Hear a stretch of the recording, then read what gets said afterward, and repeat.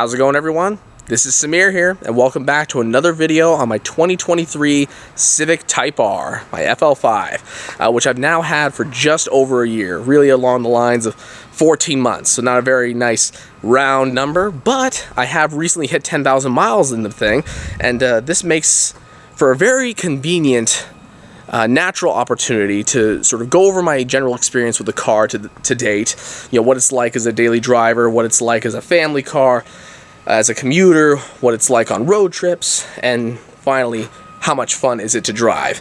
Also, it's another natural point to sort of go over what I've done to the car thus far, and maybe also my plans for the car going forward. So, I don't know that there's going to be a lot of structure to this video, but why don't we just dive on in and see where it takes us. Before diving in proper, I'm just going to do another walk around, as I tend to at the start of these videos, just to sort of lay a foundation for the entire day. Why not? Yeah, of course, the garage door stops you from backing up far enough, but what are you going to do? As you can tell, there's certainly some differences from the last time you guys saw the car. One significant difference, obviously. That's assuming, of course, that you saw my last video on the Type R. And believe me, we're going to get into all of it. But first things first, you know, it's hard to ignore the fact that those wheels look damn good. From a daily driving perspective, the car is frankly amazing. Now, that, you know, is probably not the most surprising thing to hear, because a hot hatchback is, of course, meant to be both a fun, track type, aggressive driving kind of car, but it's also meant to be comfortable and easy to live with, you know, day to day and to commute with. So in that way, it's not really surprising. But what does surprise me is just how good this thing is compared to normal family cars. So you take my last car, my 2021 Toyota Camry TRD. That thing, you know, sure, it had stiffer suspension over a standard Camry, but, you know, still very comfortable, very easy to drive, easy to live with. This thing is more comfortable than that car was. Truly.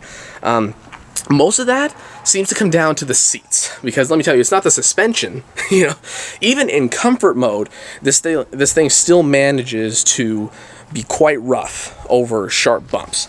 But, you know, going down a smooth road, obviously, you wouldn't notice that type of thing, but it certainly is somewhat rough. The thing is, though, the seats are so comfortable that often you don't even notice it. I don't know how they manage to make a seat that's so heavily bolstered and so comfortable, yet manages to just fit you like a glove without feeling too tight, and while still feeling like a cushion at the end of the day. I really don't know what they did to make that a possibility. But very impressed, absolutely impressed. One drawback that I can think of right off the top of my head is the small fuel tank. It's approximately, you know, 12.5 gallons, something like that, which is roughly the size of the one in my EJ6 Civic over there. And this car is along the lines of, what, 27 years newer? 28 years newer, if I'm doing my math right. Not necessarily saying it should get bigger every year, but, you know, there's a vast difference between the two in terms of when they were built. And obviously, you know, the fuel economy is worse in this car, although it's not bad. My lifetime fuel economy is about 24 miles a gallon so far. It's over the last 10,500 miles, roughly, that I've driven it thus far, and that's really not bad, considering how this car is meant to be driven. So, no complaints there, although I do end up filling up a lot, probably every 200 to 250 miles. One thing I can say with absolute certainty is that this car is a blast to drive. A lot of that being down to the shifter. I mean, I hate to even use this phrase because it's so overused, but it shifts like butter, truly. It's just, you know, in and out with ease. I mean, you know, if you have any experience driving a manual whatsoever, you're not going to find yourself misshifting, you know, all that often. I can't say it'll never happen. I definitely don't want to put that kind of vibe out there and jinx anybody, but it's just a blast, and it's really down to the shifter. Of course, the steering itself also very, very nice, responsive. Steering wheel feels nice as well. Pedal feel is there. Body rigidity is all good. I mean, I've just got no complaints from a driving standpoint, and that's probably the least surprising thing I'll say in this entire video. There's just no complaints with respect to that, with respect to the driving and the feel. Another plus for the Type R is just its general usability. I mean, right now I don't have my my baby's car seat in here at the moment, but I oftentimes do, and it fits in here no problems. Doesn't, you know, scratch up the back of the, you know, passenger seat or anything like that. Fits in here real well.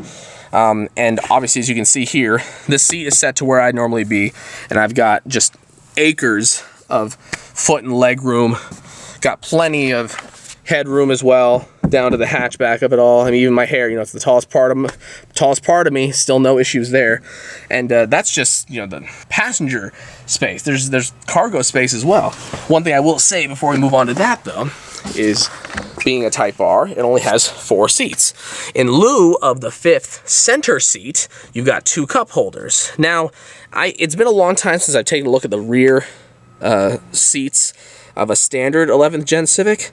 I don't know if, you know, the 2 seats here are wider than the 2 side seats in the rear of a standard Civic hatch, and whether the center seat here looks exactly like a standard center seat would in that Civic, minus just the cup holders. But if that is the case, that peeves me greatly, because frankly those cup holders aren't doing a lot. I mean, I don't know, what can I say? Maybe they wanted to just have, you know, a sportier feel in general. Maybe they thought, you know, people with a Type R don't need a 5th seat. And honestly, I can say so far, I have a family, not a huge family. I've got myself, my wife, and then my 1 child who sits in a car seat. She's 15 months old now. So that means, in effect, with her in the car and then my wife, I only have space for 1 more passenger. There's never been a time where I've needed space for more than 4 total passengers, including my baby. I can't say that it would never happen, or that it wouldn't peeve me off at some point, or that I haven't had to make some sort of adjustment. For example, the last time I was visiting Boise, visiting the guys, I had, you know, Amir, Andy, and my other brother Denny, who all wanted to go for a ride in the car. And it's like, well, with my infant seat in there at the time, I couldn't take them all, so we just took the infant seat out and then went from there. But generally, it's not really going to cause you issues. It's just one of those things. I'm always going to be a little peeved about it because of the potential hypothetical issues that arise from it. Moving on to the cargo bay. Once again, we have got ample space in here. You know, just plenty in here. There has not been anything yet that I haven't been able to transport with this car, outside of a dresser, if I'm honest. But that was a dresser we purchased for my mother, and she was here with her, you know, Acura RDX anyway, so it was a non-issue. But for me, anything I've needed to purchase, you know, whether for myself, my family, you know, large packages, whatever it might be, I've been able to make it work with this. And, you know, you fold the rear seats down, you've just got ample room. I mean, you could probably sleep in this thing. It was a little more comfortable. What else can I say? Next thing I want to touch on is reliability. And with this car being, you know, a new Honda, you know, K-Series, K20C1, not a brand new motor, you wouldn't anticipate much in the way of reliability issues. Although in this case, you would actually be somewhat wrong. Now, I don't mean to tease you guys or clickbait you while you're still in the video. It's not even clickbaiting at that point. But the point is, I've definitely had some issues. When I got the car, it was within 2 weeks. So the car had like 120 miles on it or something like that, some absurdly low amount, and the check engine light comes on. At the time, I actually, you know, I had an appointment scheduled with Honda, but, you know, after 2 days, the light just sort of went away. And when I looked into it a little bit with online forums, Reddit, and everything else, it seemed like it was a fairly common issue that a P0011 code would come up, which has to do with something with the camshaft. I'll remember here in a second, believe me. But in effect, it sounds like something that comes up a lot with the FL5s, and also with the FK8s historically. So it wasn't something that really concerned me. At the time it came on, though, it was accompanied by a second code, which, you know, turned off the auto rev matching feature. It felt like the car was bogged down. It reduced power. It was just, I don't want to say it was in limp mode per se, but it definitely felt significantly weaker. Like I said, that light went away, and then I lived with the car for another year with no issues until, what was that, about last month. So almost exactly a year later, the same check engine light comes on. And at that time, I took it to Honda, to my Honda dealer where I purchased the car, and they looked, and they frankly could not figure out exactly why it's happening. They acknowledge that it's something that has happened with these cars. They think it might have to do with temperature fluctuation, which frankly kind of makes sense, because both times this happened was in early February. I purchased the car late January. Early February of 2023 and 2024 was when the light itself came on. Now, it either has a year-long cycle where if it turns off after a certain number of startups, it'll come back on a year later, or it's related to the fact that it's going from cool to freezing. And I don't know. It hasn't come on again since then. Cleared the code, checked it out. Obviously the car's still under warranty, so if or when it comes back, we'll deal with that. But frankly, as far as reliability issues go, this is really not that big a deal. It didn't come to me naturally, so I had to look it up. But the P0011 code relates to the incorrect positioning of the intake camshaft sensor or something like that. See, I've already forgotten, even though I looked it up. The point is, though, it doesn't seem to really mean anything. I mean, I don't know. It might just be a ghost in the car. It's not the first time I've had a ghost type check engine light, like one of those gremlins that just comes and goes. I've had that issue exactly with my EJ6 over there. Either way, I don't generally have concerns for this car going forward. I'm just going to keep using it as my daily. If problems arise, we'll deal with them then, but this is certainly nothing to panic about. Ultimately, insofar as the car's usability is concerned, it is top-notch, absolutely top tier. I have absolutely enjoyed commuting in this car most days. It is a very, very comfortable car for road trips. It has just seemingly infinite grip. I've had no complaints with this car from a daily drivability, road trip, or aggressive driving standpoint. It has just been a blast all the way around, and I can probably say with honesty, I haven't taken it to the limit all the many times, in part because it is a daily driver and is effectively a family car. It's not the family car. Obviously, there's my wife's RAV4 hybrid, which fills that role. I need to call upon it regularly, and I want to avoid having issues to the extent possible. And frankly, I don't need to be at the limit all the time to enjoy my car. I enjoy it perfectly fine, just cruising around, doing the occasional pull. Even whether it's from a dig or not, it's just fun to drive, and frankly, it's a pleasure every time I get in the car. It's still exciting to this day. It gets a lot of attention, mostly due to the color. Even people who don't know anything about cars, they're just drawn to it because this is a color you'd expect to see on something more exotic, and I'm perfectly fine with that, if we're honest. One of my goals for the first year of ownership was to, limit myself as much as possible, from modifying the car. At least from a mechanical standpoint, even from like a handling, chassis bracing, suspension standpoint, all of that, because I just wanted to learn how the car behaved naturally, get to learn its kinks a little bit, find out where its limits were, and find out what I'd sort of like to do. It was almost like a research project, figure out what the limits are, and then figure out what I need to do to improve them to the extent that I'd like to. And I think I accomplished that in this last year. Now, that's not to say I didn't do anything to the car over the last 10,000 miles. I certainly added my own personal touch to it, not in too many extensive ways, but in enough ways that, really made it feel like it was mine. I'm going to start off by sort of listing the accessories that I got for the car. Now, these are not technically modifications, but they certainly are upgrades, and they're not ones that necessarily everyone will get, although they're fairly common. So we're just going to go ahead and start talking about those and then get into the aftermarket modifications. To start with a couple of things that aren't actually on the car, because they're with my OEM wheels, packed away with my OEM wheels. That's two things. One, just the black lug nuts with the wheel locks, just sort of one of those no-brainer accessories. It just keeps your car safe. I mean, frankly, if someone wants your wheels, they're gonna have the keys or the tools necessary to remove them, despite the wheel locks. But it's just that one extra little bit of deterrence, which it provides peace of mind. The other thing are my Type R valve stem caps, which are just little plastic caps with the little Type R logo on them, and frankly, they were cool. I really, really liked those. Not as much as the ones that are on the car now, but at the time they were certainly a worthwhile upgrade for whatever they cost, 30, 32 bucks. Compare that to what they're gonna cost here in, like, 20 years, and this is a bargain, believe it. You just know how Type R things go, right? Next up, of course, are all-weather floor mats, which I get in all of my cars. It's just, in the area where I live, we get proper winters and we get rainy springs. Having carpet floor mats is just not practical. And frankly, the Type R floor mats, the red ones, are just a bit too nice to destroy.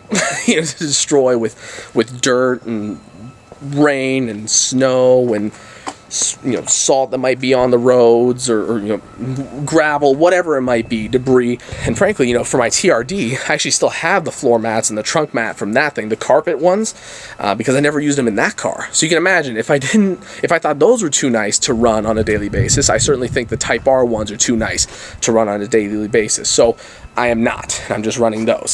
Speaking of, we have got the cargo tray next, and we've touched on this thing before. It's effectively just the standard, Civic hatchback, 11th gen Civic hatchback tray with the Type R logo on it. And the reason I know that is because this thing is not built specifically for the Type R.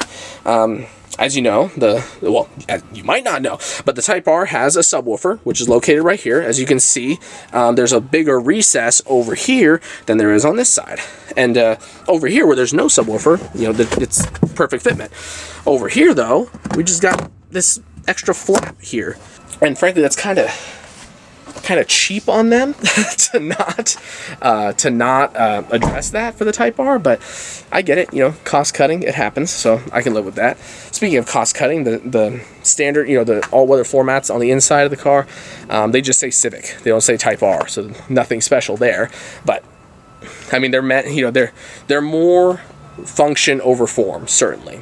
The last accessory that I bought, we've already looked at, and that's the shift knob I have here. It's just the black anodized metal with the red leather. The standard aluminum one that's in here is really, really cool, but actually in the winter, that's literally true, because it's actually freezing. That's when I purchased the car, was in the winter, and I was like, yeah, this is not going to work. And then in the summer, even the top of this one gets, very warm, very hot, frankly. And just having the leather here is just so much better functionally speaking, and honestly I think it looks better. It's not as the design is certainly not as OG as the one that comes standard with it, but I mean, the fact that it's red, it matches a lot of the other interior, even if the shade is different, and then the black also matches the interior quite a bit better. So I just think it's a worthwhile upgrade all around. Now we get into the aftermarket stuff. There's always a couple of modifications I do to each one of my cars. The extent to which I do it is the only difference, but I do it without fail. The first is PPF. As soon as I buy a car, I mean, I never even buy a car without already having a schedule for PPF and tint, within days, no more than a couple of days from purchasing the car, because I just don't want to put a lot of miles on it and risk rock chips or other things going down. And frankly, most PPF shops seem to do tint as well. So in this case, I actually had two different shops do it, but nevertheless, I've got full front end PPF, full fenders, full hood, bumper, grill, badge, headlights, mirror caps, door cups, door edge guards. I've actually got the side skirts and the bottom portion of the door. So you see this crease here, it's PPF all the way along there, and then you can see the line very clearly here. It comes up onto the wider part of the rear door, because as you can imagine, the front tires will certainly kick rocks back up into there. So that's very helpful. Then we got PPF going all around the rear wheel arches. You can see the line right there, and then the bottom portion of the rear bumper, behind the rear tires, of course, and then finally the rear wing, and then also the top of the rear bumper, sort of where the, whatever they call it, the applique would be placed. That sort of black ABS plastic looking rubber material, which frankly I don't care for the look of, but I digress on that point. Then for the window tint, I've got 15% all around, minus the windshield, which isn't tinted at all. I had 20% on the TRD, and frankly, the shop I went to didn't have 20% as an option. They only had 15%, but they are indistinguishable.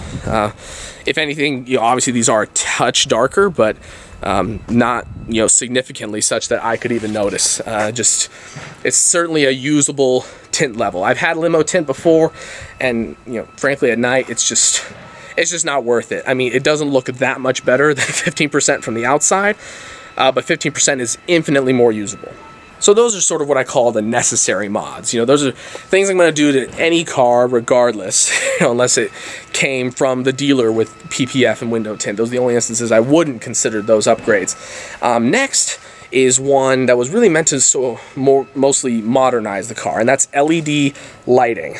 Now, I went ahead and purchased a combo package, as they call it, from Lasfit. And you've probably heard of Lasfit. They've sort of made a splash over the last several years. They make very high quality LED lights, most of which don't require resistors or other accessories to function in cars. They have built-in technology that avoids hyper flashing and general overheating, and they're just plug and play pretty much across the board.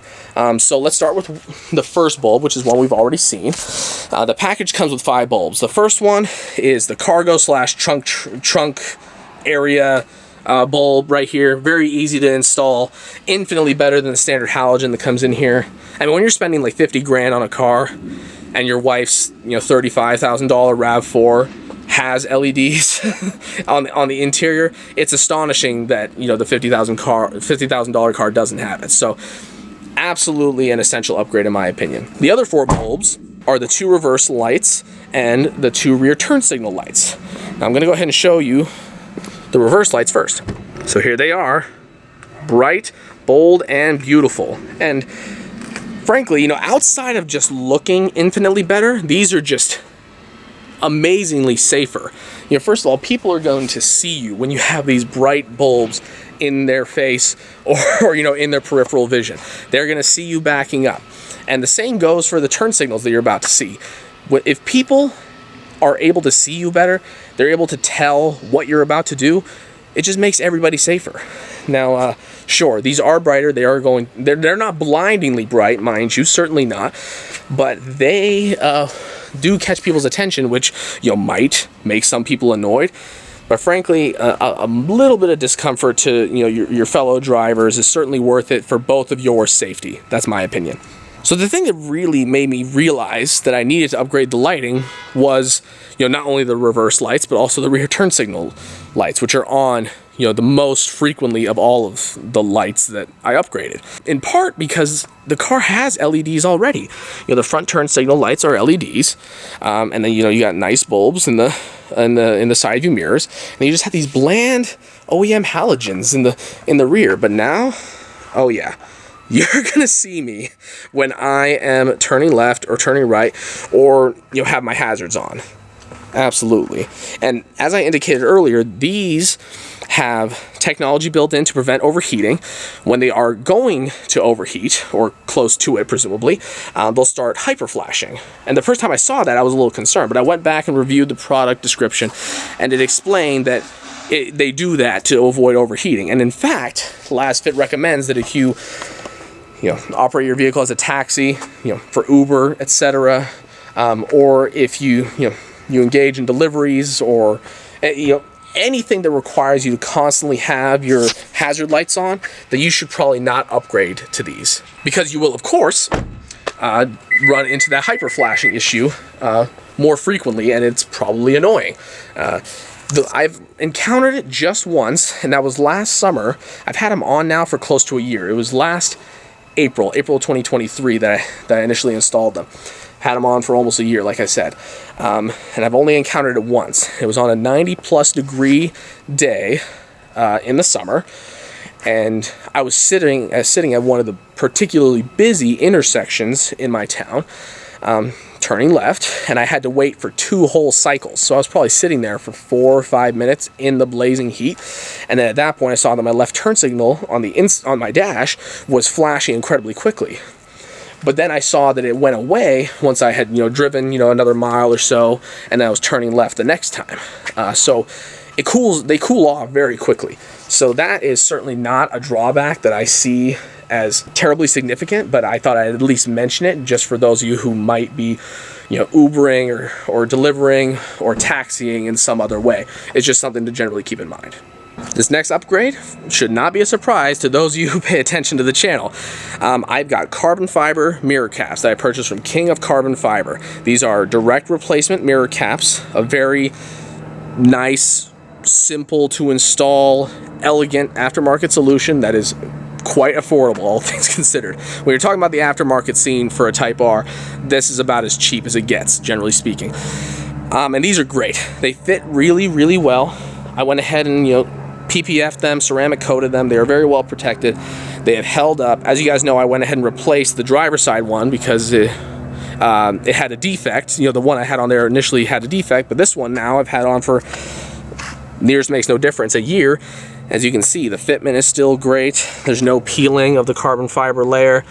And like I said, it's a very cool sort of OEM plus solution, because as I mentioned, you can get carbon fiber overlays from Acura for in the realm of $550 to $600, or for less than a quarter of that, you can buy these from King of Carbon Fiber. I think the choice is simple. And finally, sorry to keep you guys hanging, we have, of course, the new wheel setup. These, for those of you who, pay attention to, YouTube, social media in general, are a part of, any, decently major car scenes, have likely come across these wheels before. These are wheels made by Race. They are Volk Racing TE37 SLs, effectively the super ultra lightweight version of the TE37. Very, very classic wheel. These have, thinner spokes, essentially for weight savings purposes. They do not come with center caps. In fact, the lip on which you would ordinarily install the center caps don't even exist on these wheels. They've been shaved away, all in the name of weight savings.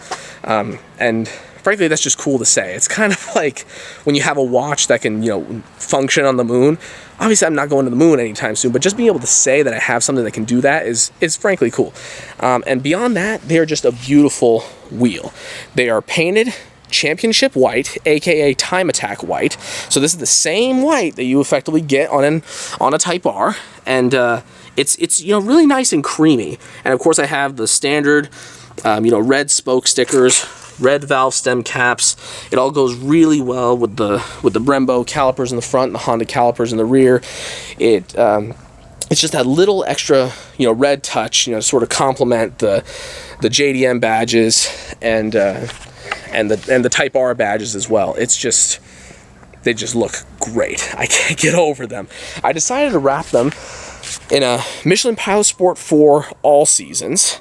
They are 265/35 18s, so I did downsize. Reason for that: 1, just better aesthetics. 2, significantly better weight. 3, better ride comfort because you have more tire. And yeah, I think those are generally the 3 reasons. The reason I went with the all seasons, the ultra high performance all seasons as they call them, is just for longevity purposes. I mean, this is a car I use every day. I've had it, now just over a year. I've got 10,000 miles on it. If I keep putting Pilot Sport 4S's on there, they're just not going to last as long. They're generally more expensive, and I'm going to be buying more sets of them. Whereas with these, they'll last longer. They give me performance that is just what I need. Really, they're probably, if we're being honest, more than what I need, generally speaking. They're totally sufficient. I do not need infinite amounts of grip on a regular basis or during a road trip. That is just not a good use of the 4S tires. Of course, I still have my OEM set of the 4S's on my OEM wheels, which are in my garage behind me. And I'm sure come time for a track day or something else, I'll certainly get some use out of them.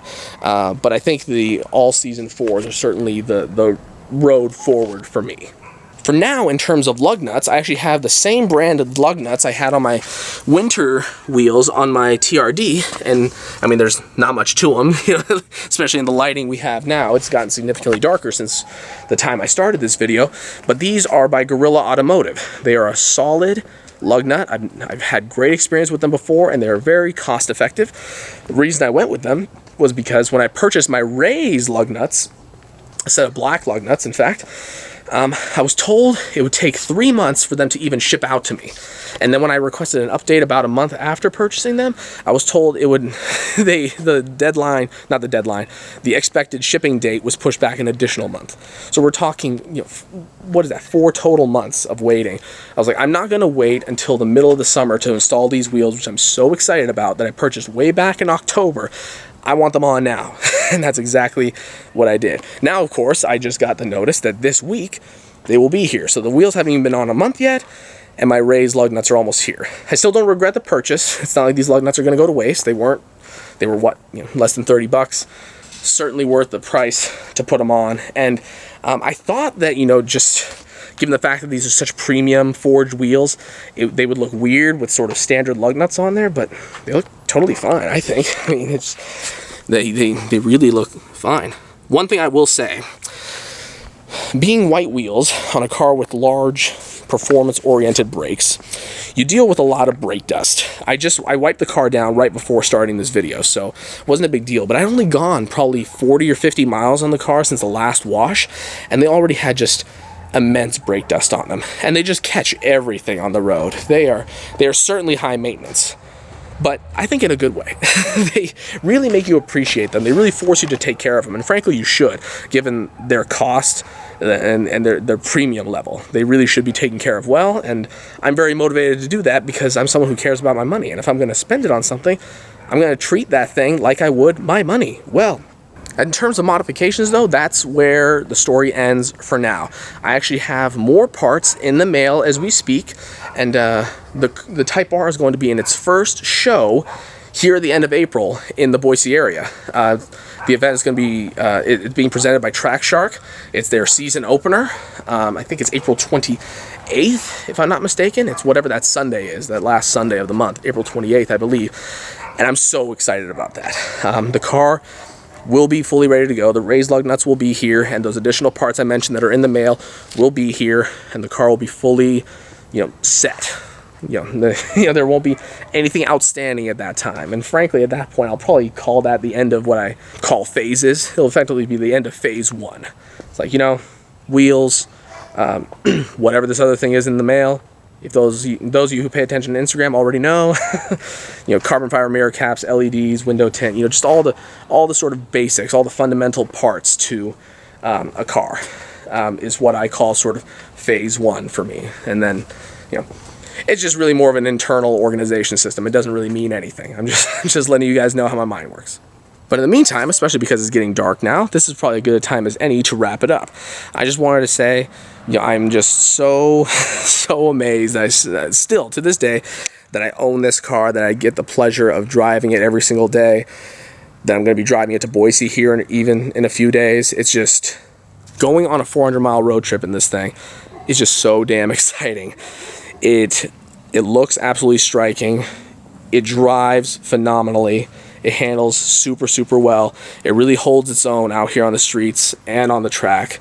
I've really got no complaints about it other than a couple of little nitpicks I presented in this video. And I'm sure I'll find more as sort of the potentially still ongoing honeymoon stage eventually ends. But in the meantime, all I can really say, generally speaking, is words of praise. And I'm going to keep doing that. So thank you guys again for watching. We'll be seeing you again sooner than you think for the next video. And again, I appreciate you all watching. Y'all have a wonderful night.